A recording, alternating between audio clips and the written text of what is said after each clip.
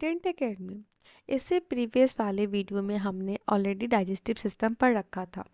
अब आज हम देखने वाले हैं नर्वस सिस्टम के बारे में। नर्वस सिस्टम जो है वो आपके सभी एग्जाम्स के लिए इम्पॉर्टेंट है, चाहे वो एसएससी हो, रेलवे हो, केवीएस हो, एनवीएस हो या DSSB, बीपीएससी, सीटेट, सभी ऑल वन डे एग्जाम के लिए बहुत ही इंपॉर्टेंट टॉपिक है, वो भी बायोलॉजी का। तो चलिए फटाफट हम नर्वस सिस्टम के बारे में देखते हैं और जानते हैं बिना किसी टाइम वेस्ट के।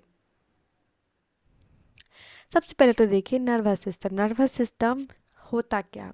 नर्वस सिस्टम बेसिकली हमारे कंट्रोल के ऊपर बात करता है। हमारे पूरे बॉडी को चलाने में जिसका योगदान होता है वो होता है nervous system. Nervous system basically तीन पार्ट्स में डिवाइडेड होता है।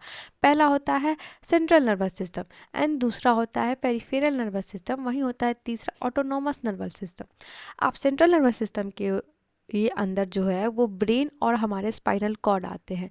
यानी कि सेंट्रल नर्वस सिस्टम जो मेन फंक्शन करता है हमारे बॉडी को कंट्रोल करने के लिए, वो है सेंट्रल नर्वस सिस्टम जी, जो कंट्रोल होता है ब्रेन और स्पाइनल कॉर्ड से। ठीक है। दूसरा है पेरिफेरल नर्वस सिस्टम।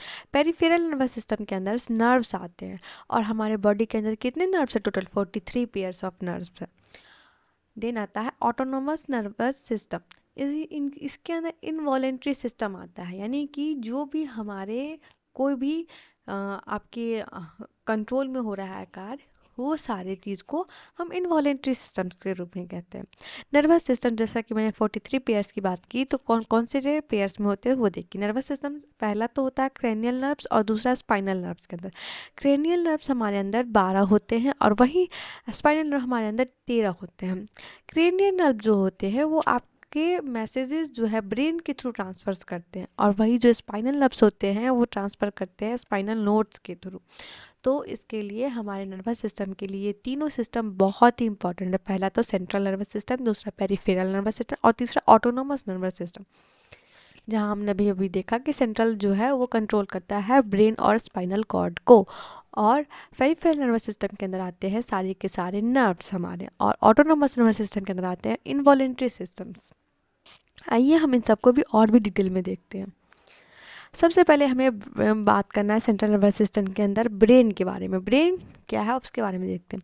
सबसे पहले तो देखिए, study of brain is called the neurology and experts of neurology called the neurologist. आपने जब भी हॉस्पिटल गए होंगे और आपको कोई ब्रेन संबंधी बीमारी होती होगी तो हर कोई आपको सजेस्ट करता है कि आप एक बार न्यूरोलॉजिस्ट से कंफर्म करवा लीजिए, या फिर आपके किसी कोई भी शरीर में साइनस या माइग्रेन का प्रॉब्लम होता होगा तो भी वो बोलते हैं कि न्यूरोलॉजिस्ट से एक बार कंफर्म करा लेना चाहिए कि आपको वाकई में है क्या। क्योंकि ब्रेन एक हमारे बॉडी का बहुत ही स्ट्रॉन्गेस्ट भी बोल सकते हैं और बहुत ही सॉफ्टेस्ट पार्ट भी, क्योंकि ब्रेन एक ऐसी चीज़ है जो किसी एक ह्यूमन बीइंग को कंप्लीट कंट्रोल करता है। हमारे हेड टू टो कंट्रोल जो है सिर्फ और सिर्फ हमारे ब्रेन के पास होता है। Location of brain called the below the cranium. हमारे क्रैनियम के अंदर हमारा ब्रेन होता है, यानी कि हमारा जो सिर का हड्डी है। हमने इससे पहले स्केलेटल सिस्टम में क्रैनियम के बारे में पढ़ा था, कितने सारे क्रैनियम हमारे सर में होते हैं, उसके बारे में भी हमने पढ़ा था। तो उसके अंदर क्या लोकेटेड होता है? हमारा ब्रेन होता है। और हमारे क्रैनियन बोन्स कितने टोटल होता है? 8 होते हैं। आपको याद है टेम्पोरल, ओसिपिटल, स्फेनॉइड, ये इथेनॉइड, ये सब मैंने पढ़ाया था ना आपको वहाँ पे स्केलेटल सिस्टम में। ये वही सारे बोन्स हैं। अगर आप में से किसी को पता है 8 बोन्स के नेम तो प्लीज़ आप कमेंट डाउन करें कि 8 क्रेनियल बोन्स के नेम क्या हैं। आप सबसे इम्पोर्टेंट, ये तो क्रेनियल मान लो क्रेनियल मेम्ब्रेन के अंदर या फिर क्रेनियल बोन के अंदर छिपा हुआ, लेकिन इस बोन के अंदर सीधा छिपे रहने से क्या होगा कि हमारा ये ब्रेन जो है ये इस बोन के साथ चिपक सकता है। तो इसके लिए यहाँ पे इस के अंदर एक लेयर बनी हुई है जिसको कहते हैं मेनिंजेस। मेनिंजेस की कितनी लेयर है हमारे ब्रेन के अंदर? 3 लेयर है। 3 लेयर। कौन कौन सी लेयर है देखो, इसको याद करने के लिए आप DAP याद रखना। अगर आप थोड़ी भी किसान फैमिली से बिलोंग करते हैं तो आपको याद होगा कि सबसे पहला कोई भी खाद वाद जो हमारे खेत में पड़ता है वो DAP ही होता है। तो D4 क्या होता है? ड्यूरामेटर। ठीक है। A4 क्या होता है? आर्केनोइड। और P4 होता है पियामेटर। ये आपको बाहर से भीतर की तरफ है। डी मतलब जो होता है ड्यूरामीटर जो होता है वो हमारा क्या होता है? आउटर लेयर होता है। और वही आर्केनॉइड जो है वो हमारा मिडिल लेयर, और पियामीटर जो है हमारा इनर लेयर। यहाँ पे देखो, सबसे पहले तो ये आपकी आउटर स्किन आ जाती है, उसके बाद पेरियोस्टेनियम आता है, फिर क्रेनियम बोन जो है वो आता है, और बोन में सबसे उसके पास जो सटा हुआ होता है वो होता है ड्यूरामेटर, उसके बाद आर्केनोइड, उसके बाद पिया मेटर। तो ये तीनों मेनिंजेस जो है हमारे ब्रेन को प्रोटेक्ट करने के लिए यूज होते हैं, ठीक है।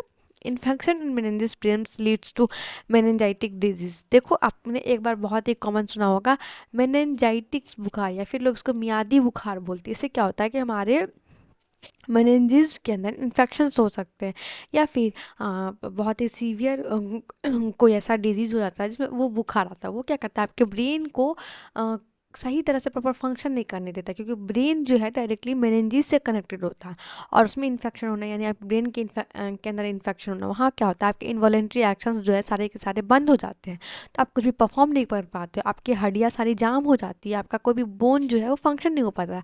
मेनिंजाइटिक्स नाम का फीवर जो है वो काफ़ी ही मतलब खतरे वाला होता है, बहुत ही रेयर ही किसी किसी को होता है, लेकिन बहुत ही खतरेदार होता है। नाउ नेक्स्ट देखते हैं वेट ऑफ द ब्रेन। हमारे ब्रेन का वेट कितना होता है? अगर हम मेल के अंदर बात करें तो 1350 से लेकर 1450 ग्राम्स का होता है, और फीमेल के अंदर बात करें तो 1250 से लेकर 1315 ग्राम का। आप बोलोगे मेल और फीमेल में डिफरेंस क्यों है? तो ऑब्वियस सी बात है, फीमेल के अंदर थोड़ा सा कम दिमाग होता है मेल के कंपेरिजन में, थ्रू द साइंटिफिकली। प्लीज़ कोई ऑफेंसिव मत हो जाना, क्योंकि यहाँ पे साइंटिफिकली रीज़न ही मैं बात कर रही हूँ। तो आप ले दे करके कितना चल सकते हो, 1300 से लेकर के 1400 ग्राम हमारे ब्रेन का होता है एवरेज। सोचो ये 1300 से 1400 ग्राम हमारा पूरा शरीर को कंट्रोल करता है, कितनी बड़ी बात होती है। वही चिल्ड्रन के अंदर 300 350 से लेकर के 450 ग्राम होता है, तभी तो उनकी थोड़ी सी ब्रेन की जो भी फंक्शनिंग होती है बड़ों से कमज़ोर क्यों होती है, क्योंकि धीरे धीरे बड़े होने पे हमारा ब्रेन का साइज ग्रो अप होता है, हमारी थिंकिंग, हमारी पॉसिबिलिटी, हमारे अच्छे बुरे सोचने की क्षमता सब बड़ी होती है धीरे धीरे करके। तो उसमें इंक्रीजमेंट दिखता है तब जा करके एक इंसान का एडल्टहुड जो होता है वो रिप्रेजेंट होता है। तो एडल्ट के अंदर कितने होते हैं, 1300 से लेकर के 1400 ग्राम्स तक, और वहीं चिल्ड्रन के अंदर 350 से लेकर 450 ग्राम तक का। नाउ सम फैक्ट्स देखते हैं। We use only 5 to 7% of total brain capacity in our life time. देखो हम अपने पूरे लाइफ टाइम में सिर्फ और सिर्फ 5 से 7% ही हम यूज़ कर पाते हैं अपने ब्रेन का। सोचो हमारे ब्रेन के अंदर 100% कैपेसिटी है, उस 100% कैपेसिटी में से हम सिर्फ और सिर्फ 5 to 7% ही यूज़ कर रहे हैं। साथ ही साथ brain generate 70,000 to 80,000 thoughts daily, out of which 80% thoughts are negative. देखो ये बहुत ही साइंटिफिक बात बता रहा है। हम सभी आए दिन 1000 बातें सोचते हैं। हम तो कहने को 1000 कहते हैं, पर नहीं, हमारा ब्रेन जो है जनरेट करता है ऑलमोस्ट 70,000 से 80,000 थॉट्स। ऑब्वियस सी बात है ना, आप कभी भी कुछ खाने जा रहे हो, कहीं चलने जा रहे हो, कुछ भी कर रहे हो, तो आपका ब्रेन सबसे पहले आपसे बात कर रहा होता है। अच्छा ये कर लूँगा तो क्या होगा, अच्छा ऐसे करूँगा तो क्या होगा, अच्छा ये खाना खाऊंगा तो पहले अच्छा लगेगा, अच्छा ये खाऊंगा तो बुरा लगेगा, इसको बाद में खाऊंगा, इसको पहले करूँगा। ये सारे थॉट सबसे पहले आप अपने अंदर फील करते हो। सोचो पर मिनट कितना वो सोचता है, और यहाँ पे कहा गया है 70,000 to 80,000 थॉट्स अगर हम डेली सोच रहे हैं, उसमें से हम 80% थॉट्स जो है निगेटिव ही सोचते हैं। उसके बाद लोग कहते हैं be positive, be positive. How be positive? पहले हमें अपने थॉट्स को पॉजिटिव करने होंगे ना, तो जाके हम बी पॉजिटिव होंगे। Now next, biological death of human is brain dead condition. देखो पता है आप इस टर्म से बहुत रिलेट करोगे। बहुत लोगों के घर में कोमा में जाने के बाद क्या होता है कि हम पेशेंट को जो है वेंटिलेटर पे डालते हैं। वेंटिलेटर पे डालने के बाद ना बहुत अच्छे अच्छे और बहुत बड़े बड़े हॉस्पिटल वाले बोलेंगे क्या कि देखिए इनका पूरा बॉडी तो ऑलरेडी डेड है, पर इनका ब्रेन अभी भी फंक्शनिंग है। तो जो लोग नहीं जानते हैं वो ब्रेन फंक्शनिंग को समझते हैं कि इंसान जीवित है, पर नहीं, ऐसा नहीं होता है। हमारा ब्रेन जो है हमारे डेथ के बाद भी 5 से 7 मिनट 10 मिनट तक एक्टिव रहता है। ये वेरी करता है पर्सन टू पर्सन, पर इंसान इस होप में रहता है कि अगर उसका ब्रेन एक्टिव है तो मे बी वो ठीक हो या फिर वो जिंदा हो, पर ऐसा नहीं होता। बहुत सारे हॉस्पिटल में होता क्या है कि आपको पैसा लेने के लिए भी वेंटिलेटर पे रखते हैं, और बहुत देखो बहुत बहुत टर्म कंडीशंस हर हॉस्पिटल का अलग भी है। बहुत ऐसे भी हैं जो कोमा में जाने के बाद भी वापस से रिकवरी कर लेते हैं वेंटिलेटर पे जाने के बाद, लेकिन बहुत ही रेयर देखा गया है कि अगर आपको वेंटिलेटर पे रखा गया है तो आप बच जाओ। बहुत ही रेयर केस ऐसा मिला, बहुत ही रेयर। तो our brain active for 5 to 7 minute after the, हमारे डेथ के बाद भी 5 से 7 मिनट तक हमारा ब्रेन जो है वो एक्टिव फॉर्म में रहता है। Brain have 3 stage, conscious, subconscious और अनकॉन्शियस। देखो हमारे ब्रेन के अंदर 3 स्टेजेस होते हैं, जहाँ कॉन्शियस, दूसरा सबकॉन्शियस, तीसरा अनकॉन्शियस होता है। देखो कॉन्शियस कब होता है, जब मैं आपको कुछ पढ़ा रही हूँ, कुछ बता रही हूँ, तो आप फोकस्ड हो, आप सुन रहे हो कि मैं क्या बोल रही हूँ, मुझे मैंने क्या कहा एग्जैक्ट लाइन, आप उस चीज़ को फील कर रहे हो, उस चीज़ को सोच रहे हो, तो उसको क्या कहा जाएगा, कॉन्शियस। यानी कि आप हाँ अपने फोकस के साथ किसी चीज़ को समझ रहे हो। वहीं हम बात करते हैं सबकॉन्शियस की। सबकॉन्शियस क्या होता है कि आप हाँ एक्टिव भी हो और इनएक्टिव भी हो। सपोज आप स्लीपिंग मोड में हो, अपने स्लीपिंग मोड में, लेकिन कभी कभी आप ये चीज़ देखते होगे कि आपके घर के लोग, आप सो रहे हो लेकिन आपसे पूछेंगे कि अच्छा ये सामान कहाँ रखा तुमने, तो तुम उनको नींद में भी जवाब दे देते हो अच्छा ये वहाँ रखा हुआ है। यानी क्या, कहीं ना कहीं आपका माइंड सब कॉन्शियस ही है कि आप उस चीज़ को सुन के भी रिफ्लेक्स कर रहे हो या अपना एक्शंस दे रहे हो, तो वहाँ आप थोड़े से कॉन्शियस भी हो और अनकॉन्शियस भी हो। वहीं जब अनकॉन्शियस क्या होता है कि आपको कोई भी सुध बुध नहीं है, यानी कि आप किसी भी चीज़ जो आपके सराउंडिंग में हो रही है आपको उसकी जानकारी नहीं है। और ऐसा होता है जब इंसान बेहोश हो जाता है, जब इंसान को फिट्स आते हैं, या फिर जब इंसान कुछ समझ नहीं पाता है। उसको बहुत बार अगर हम ऐसा भी बोलते हैं कि फिट आने पे इंसान अनकॉन्शियस बिहेव करता है, क्यों, इसी वजह से, क्योंकि उसको कुछ समझ ही नहीं आ रहा होता, उसके सराउंडिंग में क्या हो रहा है वो फील नहीं कर पा रहा होता अपने ब्रेन की वजह से। Brain is the fastest organ of human body. Yes it's very true. Brain ही सबसे फास्टेस्ट बॉडी जो है हमारी ह्यूमन बॉडी का सबसे बड़ा फास्टेस्ट ऑर्गन है, क्योंकि ब्रेन हज़ारों चीज़ सोचता है, हज़ारों सम सॉल्व करता है, ब्रेन हज़ारों बातें करता है। Our brain uses 70 to 80% of the body total energy. हमारे बॉडी का एनर्जी जितना हम खाते पीते हैं उन सब को जो भी एनर्जी मिलता है उसका 70 to 80% जो हमारा ब्रेन यूज़ कर लेता है, ठीक है।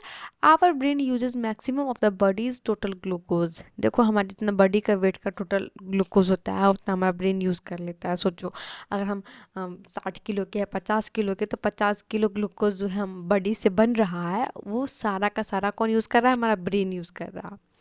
और ये बहुत ही वो कह सकते हैं कि यूनिकनेस है जो हमें पता नहीं है, लेकिन हम जब ब्रेन के बारे में पढ़ते हैं तो हमें ये सारी बातें पता चल जाती है। विच mineral is found in abundant in human brain. Human brain के अंदर सबसे ज़्यादा क्या पाया जाता है, कौन सा मिनरल पाया जाता है, ये बहुत ही इंपॉर्टेंट है, आपको ये किसी भी की एग्ज़ाम से मिल सकता है। वो है सोडियम। सोडियम जो एक ऐसा मिनरल है जो हमारे ब्रेन के अंदर पाया जाता है, वो भी कैसे, एबंडेंट मात्रा में, यानी कि काफ़ी पाया जाता है। Now human brain is derived into 3 parts. अब 3 पार्ट्स में ह्यूमन ब्रेन को डिवाइड किया गया। पहला तो फोर ब्रेन, दूसरा मिड ब्रेन और तीसरा हिंड ब्रेन। फोर ब्रेन जो होता है उसको हम प्रोन्सिफेलॉन भी कहते हैं या फिर आगे वाला पार्ट भी बोलते हैं, और ये सबसे लार्जेस्ट पार्ट होता है हमारे ब्रेन का, ठीक है। इसको 3 सब पार्ट में डिवाइड करते हैं। पहला थैलमस, दूसरा हाइपोथैलमस, तीसरा सेरिब्रम। सेरिब्रम जो हो गया सबसे लार्जेस्ट सब पार्ट हो गया। देखो fore brain, mid brain and hind brain. Fore brain और मिड ब्रेन, हाइंड ब्रेन में सबसे बड़ा पार्ट और सबसे पहला पार्ट जो होता है फोर ब्रेन होता है, यानी कि फोर ब्रेन बहुत बड़ा हुआ, ठीक। उस फोर ब्रेन के अंदर भी सब पार्ट होते हैं, उसके अंदर थैलमस, हाइपोथैलमस और सेरिब्रम होते हैं। उस सब पार्ट में सेरिब्रम जो है सबसे बड़ा सब पार्ट होता है, ठीक है।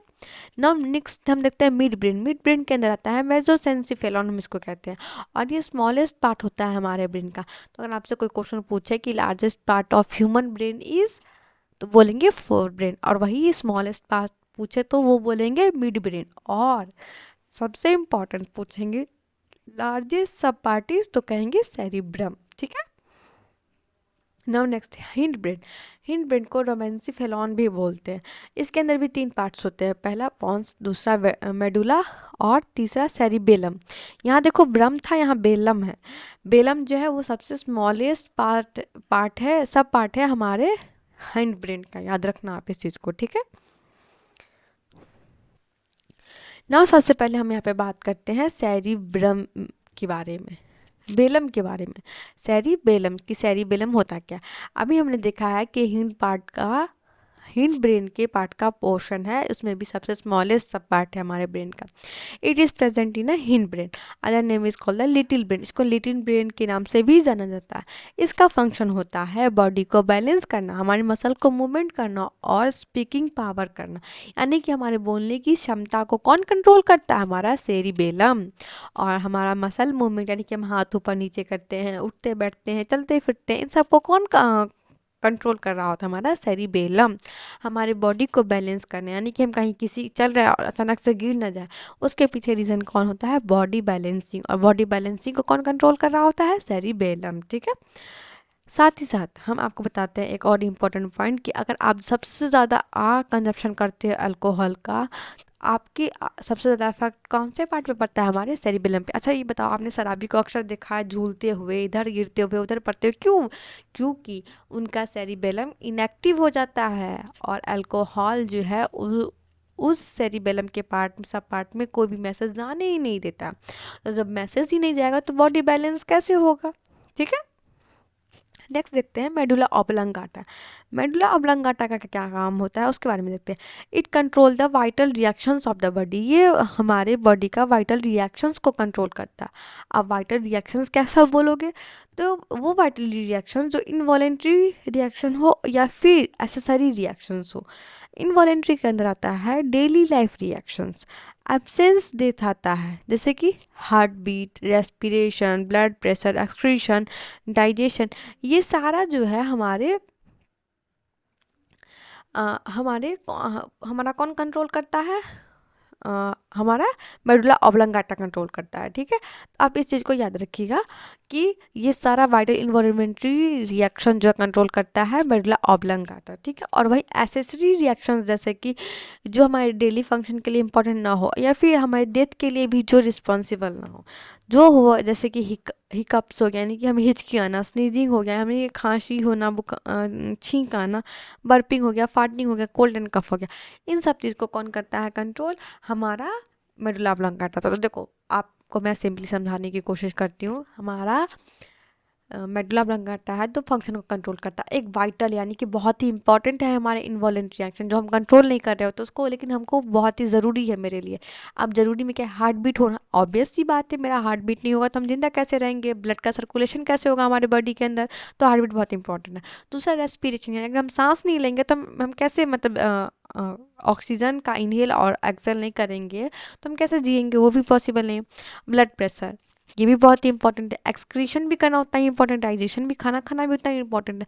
तो कहीं ना कहीं जो हमारा वाइटल इन्वॉलेंट्री एक्शंस है उसको कंट्रोल करना जो है वो भी कौन करता है? Medulla oblongata. वहीं पे जो एक एसेसरी रिएक्शन जो होता है हमारे जीवन में, लेकिन उसको कोई मतलब ज़रूरी नहीं है, वो हो भी तो भी ठीक, ना हो तो भी ठीक, पर अगर वाइटल रिएक्शंस नहीं होंगे तो तब तो दिक्कत है, तब तो हमारी डेथ हो सकती है। अगर मान लो मेरा हार्ट बीट बंद हो जाए तब तो मर ही जाएंगे। रेस्पिरेशन यानी हम सांस ले नहीं सकते हैं तब भी हम मर जाएंगे। हम एक्सक्रीट नहीं करेंगे तब भी हम मर जाएंगे। हम खाना नहीं खाएंगे तब भी हम मर जाएंगे। लेकिन वहीं पे अगर हम एसेसरी रिएक्शंस में बात करें, अगर हम नहीं छींकेंगे तो मर जाएंगे? नहीं। अगर हम हिचकी नहीं लेंगे तो मर जाएंगे? नहीं। अगर हम फार्टिंग नहीं करेंगे तो क्या मर जाएंगे? नहीं। कोल्ड एंड कफ अगर नहीं होगा तो भी क्या मर जाएंगे? ऐसा कुछ नहीं है, वो रिस्पॉन्सिबल ही नहीं है, उस पर कोई भी लाइफ का सरफेस या सर्कमस्टांसेस रिस्पॉन्सिबल ही नहीं। उसको क्या कहेंगे? Accessory reaction. और ये कौन कंट्रोल कर रहा होता है? Medulla oblongata. Now next is a fore brain. Okay, next देख रहे हैं फोर ब्रेन के बारे में। फोर ब्रेन के जो है वो क्या है? लार्जेस्ट पार्ट है ह्यूमन ब्रेन का। ठीक है।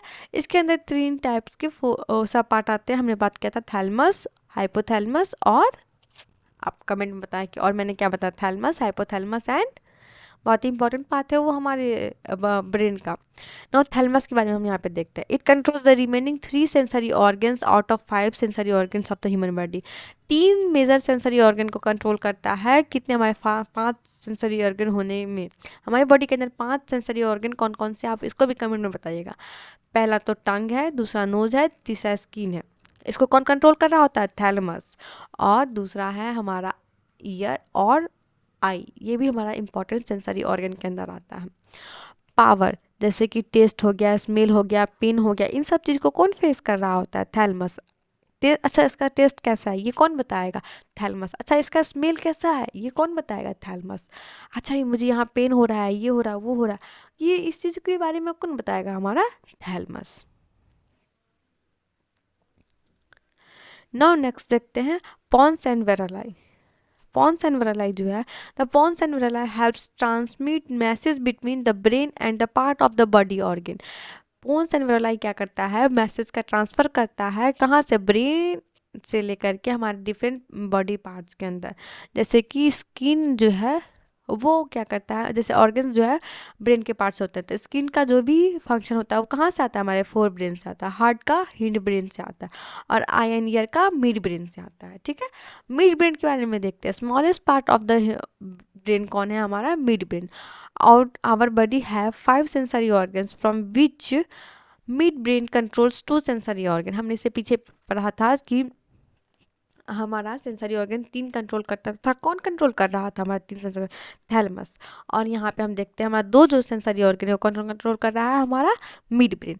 कौन कौन सा? आई। आई जो है हमारा विजुअलाइजेशन, यानी कि हम जो देख रहे हैं उसको कौन कंट्रोल कर रहा है? Mid brain. ईयर जो हम सुन रहे हैं उसको कौन कंट्रोल कर रहा है? हियरिंग पावर को हमारा मिड ब्रेन। ठीक है, the part of the mid brain where signals comes it called the corpora quadrigemina. Corpora quadrigemina जो है उसको क्या कहते हैं? मिड ब्रेन, जो हमारे सिग्नल्स को कंट्रोल कर रहा होता है। ठीक है ना, अब हम हाइपोथैलेमस के बारे में देखते हैं कि हाइपोथैलेमस होता क्या। It control the internal temperature of the body. हमारे बॉडी का टेम्परेचर कौन कंट्रोल कर रहा होता है? हाइपोथैलेमस। इसको दूसरा नाम थर्मोमीटर भी कहते हैं या फिर थर्मो रेगुलेटरी भी करते हैं। It cause the feeling of internal pain. अगर हमें अंदरूनी कहीं दर्द हो रहा है उसकी फीलिंग कौन हमें बता सकता है? Hypothalamus. It causes the feeling of hunger, trust, mood, anger, hobbies, love, hates। यानी कि हमारे अंदर जो भी इमोशंस है, जो भी फीलिंग्स है, सबको कंट्रोल कौन कर रहा होता है? हाइपोथैलेमस। नाउ नेक्स्ट देखेंगे सेरिब्रम। सेरिब्रम क्या करता है? इट इज़ द लार्जेस्ट सब पार्ट ऑफ आवर ब्रेन। ये लार्जेस्ट सब पार्ट है। अभी मैंने इसे पिछले भी बताया था कि सबसे लार्जेस्ट सब पार्ट कौन सा है? Cerebrum. Other name is called the higher mind. Higher mind क्यों कहा जाता है? क्योंकि ये बहुत ज़्यादा रिस्पॉन्सिबल होता है हमारे थिंकिंग के लिए, हमारे सोचने समझने की क्षमता के लिए। ठीक है, it is responsible for daily thoughts. अभी मैंने बताया कि डेली थाट्स जो हमारे अंदर आते हैं उनकी संख्या कितनी होती है? 70 to 18,000। और मोस्टली क्या आते हैं? निगेटिव थाट्स ही आते हैं, लेकिन इम्पॉर्टेंट है हमारे लिए। ना फ्रंटल लोब की बात करते हैं। देखो यहाँ पे सबसे पहले आप ये समझो, हमारे ब्रेन के अंदर ये एक तरह से सेरिब्रल कॉर्टेक्स है। ठीक है, सेरिब्रल कॉर्टेक्स का काम क्या होता है? कि हमारे सारे लोब्स को भी कंट्रोल करना। ठीक है, राइट सेरिब्रम के पास क्या होता है? फ्रंटल लोब होता है, पैराइटल लोब होता है, टेम्पोरल होता है और ऑसिपिटल होता है। ये सेरिब्रल कॉर्टेक्स कंट्रोल करता है राइट सेरिब्रम से। और वहीं हिपोकैम्पस जो हमारे पास होता है उसको कौन कंट्रोल कर रहा होता है? Left cerebrum. तो आओ हम इन फ्रंटल लोब को भी अच्छे से देखते हैं। फ्रंटल लोब, फ्रंटल लोब का क्या काम होता है? फॉर्मेशन करना हमारे किसी मेमोरी का। अच्छा हम किसी कोई फिल्म देख ली या फिर कोई ऐसी बात जान लिए, तो उस बात के पीछे जो कहानी है, उस फिल्म के पीछे जो कहानी है, ये मेमोरी हमारे अंदर फिट हो जाती है। तो उसका वो किसके लिए होता है? फ्रंटल लोब की वजह से। नेक्स्ट होता है डिसीजन मेकिंग। कोई भी हम डिसीजन ले रहे हैं, अच्छा ये सही है मेरे लिए या फिर गलत, ये कौन करता है? फ्रंटल लोब करता है। देन पर्सनैलिटी डेवलपमेंट, जो हमारा व्यक्तित्व है उसका डेवलपमेंट कौन कर पाता है? फ्रंटल लोब करवाता है। देखो अगर कभी किसी बच्चे के अंदर चोट लग जाएगी तो एक बात अब देखना, मतलब कोई बहुत ही मतलब माँ के पेट में ही होता है, बहुत को होता है कि गिर जाने की वजह से, उसकी माँ को गिर जाने की वजह से बच्चों के ब्रेन में चोट होता है, चाहे कुछ भी होता है, तो मेनली उनका फ्रंटल लोब सबसे ज़्यादा इफेक्ट करता है। फ्रंटल लोब इफेक्ट करने से क्या होता है? उन बच्चों के अंदर मेमोरी बहुत कम होती है, साथ साथ वो डिसीजन मेकिंग नहीं कर पाते हैं। और जब जिनके अंदर थोड़ी सी मेमोरी कम होगी उनका पर्सनैलिटी डेवलपमेंट ऑब्वियस सी बात है थोड़ा सा कम ही होता है। नेक्स्ट है कंसंट्रेशन पावर। अगर आपके पास मतलब मेमोरी की कोई फंक्शनिंग नहीं है, आपकी डिसीजन मेकिंग नहीं है, पर्सनैलिटी डेवलपमेंट नहीं है, तो ऑब्वियस सी बात है आपकी एक्टिविटी से भी आपका कंसंट्रेशन पावर कहीं ना कहीं कम होगा। दूसरा थॉट्स जो है उसके लिए भी रिस्पॉन्सिबल कौन होते हैं? हमारे फ्रंटल लोब। कोई भी क्रिएटिविटी के लिए रिस्पॉन्सिबल कौन होता है? Frontal lobe. Damage to the frontal lobe cause multiple personality disorder, MPD disease. MPD disease जो है वो काउज होता है किसकी वजह से? फ्रंटल लोब की वजह से। फ्रंटल लोब कितना कुछ का हमारे बॉडी का, हमारे ब्रेन से कंट्रोल करता है, ये आप यहाँ पे देख सकते हो। Next is parietal lobe. Parietal lobe जो होता है वो लॉजिकल रीजनिंग, यानी कि आपके मैथ्स का जो क्वेश्चन सॉल्व आप करते हो वो किसके हेल्प से, पैराइटल लोब्स की हेल्प से। गुड कम्युनिकेशन स्किल, यानी कि आप बहुत अच्छे से बातचीत कर रहे हो, उसके लिए कौन रिस्पॉन्सिबल है, parietal lobe. Mathematical calculation, speed, distance, direction, ये सब कहाँ से होता है, हमारे पैराइटल लोब कंट्रोल कर रहा होता है। नाउ नेक्स्ट है टेम्पोरल लोब। टेम्पोरल लोब क्या करता है उसके बारे में देखते हैं। इट गेट्स एक्टिव इन सब conscious stage of mind. It is helpful in auditory reflex. देखो मैंने बहुत अच्छा एग्जांपल दिया था ना कि अगर आप सो रहे हो लेकिन आपकी मम्मी पूछेगी बेटा पेन तुमने कहाँ रखा था, तो तुम उनको सोए सोए ही बता दोगे कि मम्मा मैंने पेन यहाँ रखा था। रीज़न क्या है, सब कॉन्शियस माइंड में एक्टिव रहता है हमारा ब्रेन, ठीक है। उसमें सबसे ज़्यादा एक्टिव क्या होता है, हमारा ऑडिटरी रिफ्लेक्स, यानी कि हमारे सुनने की क्षमता, हम सुन के भी एक्शन कर सकते हैं, रिफ्लेक्स बता सकते हैं, तो उसके लिए रिस्पॉन्सिबल कौन होता है, टेम्पोरल लोब। नेक्स्ट है, और टेम्पोरल लोब कहाँ होता है ये पहले मुझे बताओ। तो हमने बताया था एस्केलेटल सिस्टम में हमारे ईयर के पास होता है, ठीक है। Next occipital lobe. It also gets active in subconscious stage of brain. It is helpful in visual reflexes.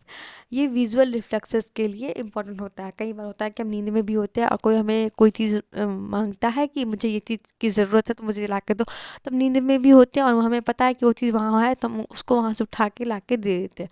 तो ऑलमोस्ट हम सबकॉन्शियस स्टेज में होते हैं लेकिन वहाँ भी हमारा ब्रेन एक्टिव होता है, तो इसके पीछे कौन होता है, occipital लोब, ठीक है।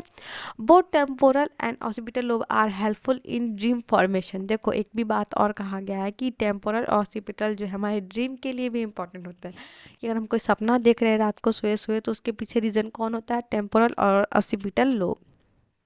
नेक्स्ट है हिप्पोकैम्पस। हिप्पोकैम्पस क्या, एक हार्ड डिस्क है हमारे ब्रेन का, क्या, hard disc.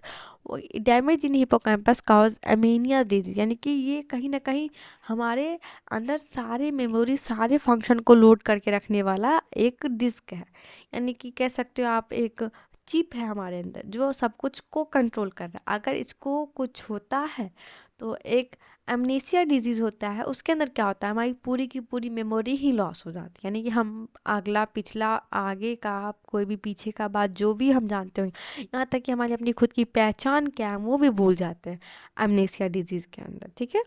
Now the fluid inside the brain is called the cerebrospinal fluid. ये क्या करता है, cerebrospinal fluid हमारे ब्रेन को प्रोटेक्ट करता है किस, एक्सटर्नल प्रेशर से। सबसे हार्डेस्ट पार्ट हमारा स्कल ही है लेकिन फिर भी उसको प्रोटेक्ट करने के पीछे क्या रीज़न है, सेरिब्रोस्पाइनल फ्लूइड का, ठीक है।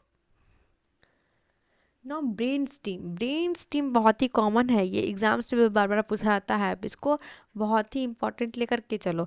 ब्रेन स्टीम किस चीज़ से बना हुआ होता है, मिड ब्रेन, पॉन्स फेरेलाई और मेडुला ऑब्लंगाटा से, ठीक है। ये रहा हमारा मिड ब्रेन, उसके अंदर क्या आता है, पोन्स और मेडुला ऑब्लंगाटा, इन तीनों को हम क्या कहते हैं, ब्रेन स्टीम, क्योंकि ये तीनों एक साथ ही लगे हुए होते हैं हमारे ब्रेन के अंदर, इसको लिए हम इसको ब्रेन स्टीम कहते हैं। Now neuron. देखो न्यूरॉन तो बहुत ही इम्पोर्टेंट है क्योंकि न्यूरॉन सब चीज़ का बेसिक है, यानी हम कोई घर बना रहे हैं उस घर का बेसिक कौन सा हो जाएगा, ईंट, और ईंट जैसा ही कौन है, न्यूरॉन, यानी कि हमारे नर्व्स, ठीक है। न्यूरॉन क्या करता है वो देखो, ये क्या है, सबसे स्मॉलेस्ट यूनिट है हमारे नर्वस सिस्टम का, ठीक है। इस ब्रेन सेल्स को क्या कहा जाता है, neuron. Neurons count in the body is called 100 billion. 100 billions counts होते हैं हमारे न्यूरॉन्स हमारे बॉडी के अंदर, तभी तो हम कोई भी फंक्शन करते हैं, कोई भी एक्शन करते हैं फटाफट क्यों कर पाते, इसी न्यूरॉन्स की वजह से। It transfer stimulation to the brain. ये क्या करता है, कोई भी तरह का मैसेज जो है ट्रांसफर करता है हमारे ब्रेन से हमारे बॉडी ऑर्गन्स के अंदर। It is the longest cell of human body, और ये सबसे लॉन्गेस्ट सेल भी है ह्यूमन बॉडी का, ये भी याद रखना, ये भी क्वेश्चन पूछा जाता है कि longest cell of human body क्या है, neuron. Neuron has minimum regeneration power. देखो हमारे बॉडी के अंदर सेल्स होते हैं, ठीक है। सेल्स के अंदर रीजनरेशन कैपेसिटी हाई होती है, वो रीजनरेट करते हैं, क्योंकि अगर वो रीजनरेट नहीं करेंगे तो कोई भी टिश्यू का फॉर्मेशन कैसे होगा, कोई भी सेल के कैसे बनेगा। सबसे पहले तो कोई सेल बनता है, सेल से ही क्या बनता है, टिश्यू बनता है, टिश्यू से ही कोई स्पेसिफिक पार्ट होता है। पर हमारे न्यूरॉन के अंदर अगर इस तरह की कैपेसिटी, इस तरह का रिजनरेशन पावर आ जाएगा तो हमारा पूरा का पूरा बॉडी न्यूरॉन से भर जाएगा, बाकी बात कोई सेल्स नहीं बचेंगे। इसलिए हमारे न्यूरॉन्स के अंदर बहुत ही मिनिमम रीजनरेशन होता है, बहुत ही कम रीजनरेट करते हैं हमारे न्यूरॉन्स, ठीक है। Now the parts of neuron, neurons के क्या पार्ट्स होते हैं उसके बारे में देखते हैं। न्यूरॉन के अंदर जो वाइट पार्ट होता है उसको क्या कहा जाता है, हेड, ठीक है। और जो ग्रे पार्ट होता है उसको कहा जाता है टेल। यानी कि ये वाइट पार्ट हो गया, इसको हम कहते हैं हेड। ये क्या हो जाएगा हमारा हेड। इसके अंदर क्या आता है, साइटोन और स्टोमा, ठीक है। और ये क्या कंट्रोल करता है, कोई भी फंक्शन जो कि स्टार्टिंग में हमें मिल रहा होता है। और ये ग्रे पार्ट जो होता है, यानी कि ये वाला पार्ट जो है, इसको हम क्या कहते हैं, टेल कहते हैं, ठीक है। हेड वाले पार्ट के अंदर क्या होता है कि सेल बॉडी का न्यूरॉन प्रेजेंट होता है, ठीक है। और साथ ही साथ न्यूक्लियस प्रेजेंट होता है। ये देखो हमारा न्यूक्लियस प्रेजेंट है ना इस बॉडी के अंदर। इसके अंदर माइटोकॉन्ड्रिया प्रेजेंट होता है, इंडोप्लाज्मिक रेटिकुलम प्रेजेंट होता है, इसीलिए इसका नाम साइटोन या फिर स्टोमा है। और साथ साथ निशल ग्रेन्यूल्स प्रेजेंट होते हैं। ये क्या करते हैं, प्रोटीन को सिंथेसाइज करते हैं। निशल ग्रेन्यूल का काम क्या होता है, प्रोटीन का सिंथेसाइजेशन करना, ठीक है। तो ये सभी हमारे न्यूरॉन्स के हेड में प्रेजेंट होते हैं। नाउ डेंड्राइट, डेंड्राइट क्या होता है, डेंड्राइट हम इसको बेसिकली कहते हैं कि ये सारे जो है वो डेंड्राइट्स के रूप में है हमारे न्यूरॉन्स के अंदर। ये है ब्रांचेस ऑफ न्यूरॉन, इस called dendrites. It collect information message. देखो सबसे पहले मैसेज आता है हमारे डेंड्राइट्स में। ये रहे हमारे डेंड्राइट्स, मैंने गलत बता दिया, यहाँ था, ये रहे डेंड्राइट्स। ये तो टेल है न्यूरॉन का। डेंड्राइट्स में सबसे पहले इंफॉर्मेशन आता है किसी भी चीज़ का, और उसके बाद वो ट्रांसफ़र होता है। इसको कहते हैं एक्सॉन। एक्सॉन से ये टेल पार्ट के जुड़ा हुआ होता है। और साथ ही साथ ये क्या होता है, एक सिलिंड्रिकल फॉर्म में होता है। देखो यहाँ पे लिखा हुआ है कि axon is called the tail part, long cylindrical tubes of the neuron, it transfer information to forward. जब डेंड्राइट यहाँ से रिसीव करता है न्यूक्लियस के थ्रू, ये एक्सॉन के पास जाता है और यहाँ से फिर आगे बढ़ता है। Outer covering of axon is called the myelin sheath. ये आउटर कवरिंग जो है वो किससे बनी हुई होती है, माइलिन शीथ से बनी हुई होती है। ये क्यों बनी होती है, क्योंकि हमारे एक्सॉन के पार्ट को कवरिंग मिलती है, उसका प्रोटेक्शन मिलता है, इसके लिए। Myelin sheath are made up of Schwann cell. और माइलिन शीथ जो है वो किससे बने हुए होते हैं, स्वान सेल से बने हुए होते हैं, ठीक है। Nodes of renewal are present in axon part of the neuron and axon terminal is the last part of the neuron. उसके बाद ये axons आ जाते हैं। ये axons जो है फाइनल कनेक्शन हमारे किसी भी मोटर मैसेज के साथ कनेक्ट होते हैं और हम वहाँ मैसेज प्रोवाइड करा देते हैं, ठीक है। तो ये सारा रहा हमारा न्यूरॉन्स के बारे में। दोस्तों आज के इस वीडियो में हमने सारा कुछ देख लिया नर्वस सिस्टम के लिए, सारे हमारे ब्रेन्स के फंक्शंस देखे, हम न्यूरॉन्स के बारे में देखे। तो अगर आपको ये सारा वीडियो पसंद आया हो, ये लेक्चर पसंद आया हो, तो प्लीज़ लाइक करिए, शेयर करिए एंड सब्सक्राइब करिए, कि आपका लाइक शेयर एंड सब्सक्राइब में बहुत मोटिवेशन प्रोवाइड करता है एक अच्छी वीडियो को बनाने के लिए। मिलते हैं नेक्स्ट वीडियो में, तब तक के लिए keep learning, keep enjoying. Thank you so much.